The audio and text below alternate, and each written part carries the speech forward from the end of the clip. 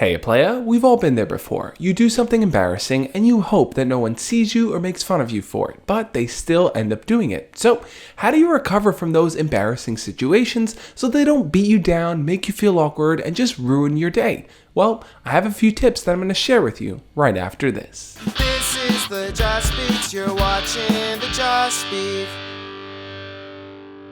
For those of you that are new here, my name is Josh, and every single Monday through Friday, I make videos sharing tips, ideas, and stories teaching you how to be your best self. And when you look at that embarrassing moment that you've experienced, it might feel like that'll stick with you forever. But if you look at things in the grand scheme of it all, at the end of the day, it won't really matter. And you might be thinking, okay, that's fine, but I don't live in the grand scheme of it all. I live in the here and the now, and right now, people are making fun of me for it. So what do? Well, with embarrassing moments, the reason why they beat us up inside so much is because we're unwilling to take ownership of them, looking at that situation and simply saying, yes, that's something I did and I accept it. There are also different types of embarrassing situations. One of them might be something like you trip and you fall and everyone laughs at you, but then the other might be that you actively take a picture of your crush without them knowing and then everyone finds out. In the first situation, it'll be easier to laugh that one off because you're human and you make mistakes. Now that doesn't mean that people are just going to get over it. People might come up with a nickname for you, they might think you're going to make that mistake again,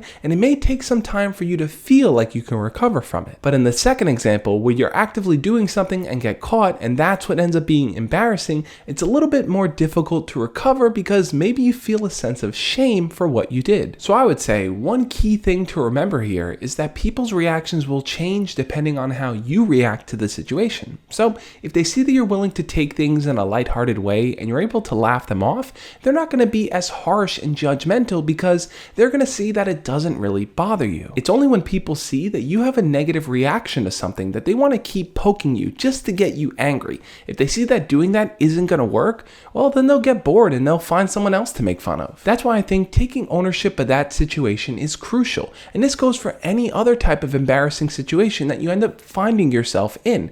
If people see that you're willing to accept that you did that thing and hey, it happened and you're willing to move on, then they're going to kind of move forward along with you. But let's get back to the situation where you do something embarrassing and now you're ashamed of it because you got caught.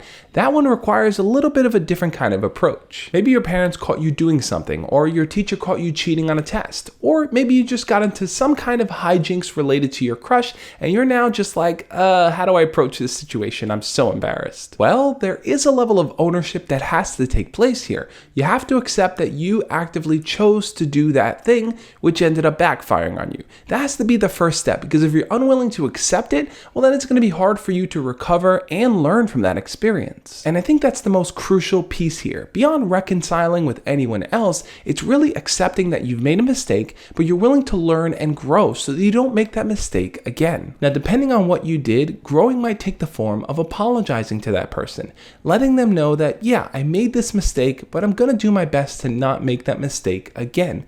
Sometimes when people hear that from you, they're willing to be way more forgiving and way more understanding of what happened. And look, that's not to say this embarrassing situation is going to get swept under the rug and forgotten about. It may take time for that other person to come to trust you again. Now, if you want to learn more on how to deal with these embarrassing and awkward situations, I go way more in depth on how to recover, how to talk to people about it, how to kind of be comfortable with yourself in my new book, Embracing the Awkward.